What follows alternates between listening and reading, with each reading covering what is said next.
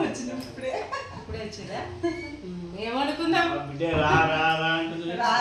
phone చేస్తుంది ఏమనుకుందాం ఏం తిందాం సండే కదా బాబాయ్ సండే స్పెషల్ ఏంది ఏం తినాలనిపిస్తుంది చెప్పు ఏం తినాలనిపిస్తుంది చెప్పు ఏమనుకుందాం అరే ఏదైనా తింటాం బాబాయ్ ఎప్పుడు ఈ రోజు నీకు ఏది తినాలనిపిస్తే చెప్పు సండే పూట వచ్చినావు కదా ఏం వండాలి చెప్పు ఫిక్సా మీరు ఏదేమన్నా అదే అంటే తెలంగాణ స్టైల్ పుంటికూర చికెన్ తినాలనిపిస్తుందా సరే పుంటికూర చికెన్ వండుతా గ్రేవీ చికెన్ వండుతా రెండిట్లో ఏది బాగుందో చెప్పు గోంగూర చికెన్కి కావాల్సిన ఐటమ్స్ వచ్చి మనం చికెన్ ముందుగానే కడిగి పెట్టుకోవాలండి అలాగే గోంగూర కొత్తిమీర పుదీనా కడిగేసుకొని పెట్టుకోవాలి అలాగే పచ్చిమిర్చి టమాటో ఒక ఆనియను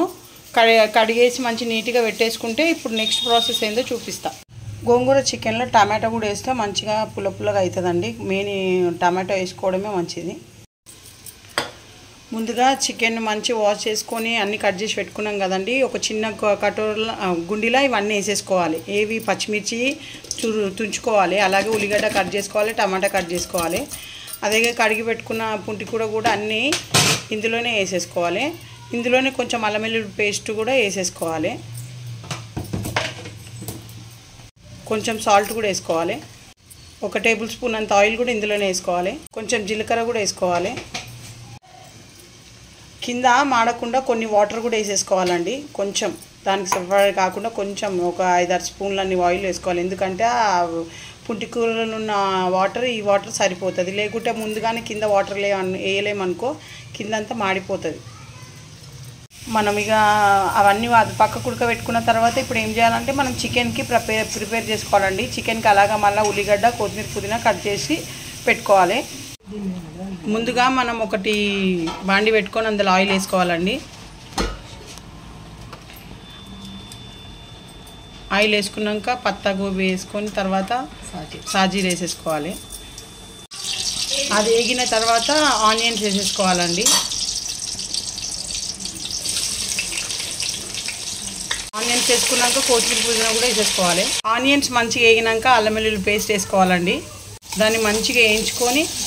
అల్లం వెల్లుల్లి పేస్ట్ వేగినాక పసుపు వేసుకోవాలి మనము ఒకటి గమనించాలి అందులో అల్లం వెల్లుల్లి పేస్ట్ వేసినాం కాబట్టి ఇందులో కూడా వేసినాం అది కూడా మనకి ఎంత కావాలనో అంత వేసుకోవాలి అలా 1 టేబుల్ స్పూన్ ఎంత వేసుకున్నాం ఇలా టేబుల్ స్పూన్ అంతా అట్లాగే మిర్చి కూడా అంటే అలా ఆల్రెడీ పుంటికూరలో మనం దానికి తగినట్టు పచ్చిమిర్చి వేసినాం కదా ఇప్పుడు చికెన్కి సరిపడే ఇందులో కారం వేసేసుకోవాలి దీనికి తగినంత సాల్ట్ కూడా ఇవి ఇందులోనే దీనికి వేసుకోవాలి దానికి వేసుకోవాలి మంచిగా కారం అన్నీ వేగిన తర్వాత ఇక లాస్ట్ ఫైనల్గా మనం చికెన్ వేసుకొని చికెన్ కూడా వేయించుకోవాలి మంచిగా చికెన్ ఉడికిన తర్వాత ఏం చేయాలంటే గోంగూర మనం వేయించుకున్నాం కదండి అది మంచిగా ఉడికంగానే దీన్ని కూడా మంచిగా ఇట్లా పప్పు రుద్ద కట్టెతో మంచిగా సన్నగా చేసుకోవాలి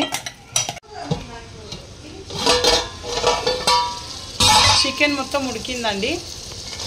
ఇగో పుంటికూర మొత్తం ఈ విధంగా ఫైన్గా రుబ్బుకోవాలండి చికెన్ మొత్తం ఉడకొద్దండి ఒక 70% ఉడకాలి ఇక ఇప్పుడు పుంటికూర వేసేసుకొని ఒక 30% ఉడుకుంటే ఫైన్గా ఉడుకుతుంది మొత్తం చికెన్ ఉడికినాక వేస్తే మొత్తం లద్ది అవుతుంది అంటే ఇట్లా టేస్ట్ అనేది మనకు తెలీదు అందుకోసమే 30% ఉన్నప్పుడే పుంటికూర వేసుకొని మంచిగా కలుపుకొని మళ్ళీ ఒక 30% పెట్టుకోవాలి ఈ విధంగా మొత్తం చికెన్ గోంగూర మొత్తం కలిసిపోయేలాగా ఉన్నాక లాస్ట్కు గరం మసాలా వేసుకొని ఆఫ్ చేసుకోవాలండి అప్పుడు మన గోంగూర చికెన్ రెడీ అయినట్టు మన గోంగూర చికెన్ రెడీ అండి ఈరోజు మా బాబాయ్ వాళ్ళు వచ్చినందుకు గోంగూర చికెన్ దాని తర్వాత చికెన్ కర్రీ రసం పెరుగు బగారా రైస్ అంటే మా బాబాయ్కి ఇష్టం ఉండదని వండలే వైట్ రైస్ చేసిన సలాడ్ బాబాయ్ ఎట్లయింది మంచిగుందా ఈరోజు మా సండే స్పెషల్ వచ్చి గోంగూర చికెన్ గోంగూర ఫ్రై ప్లస్ ఇంకా చికెన్ కర్రీ మా వీడియో కనుక నచ్చితే లైక్ షేర్ సబ్స్క్రైబ్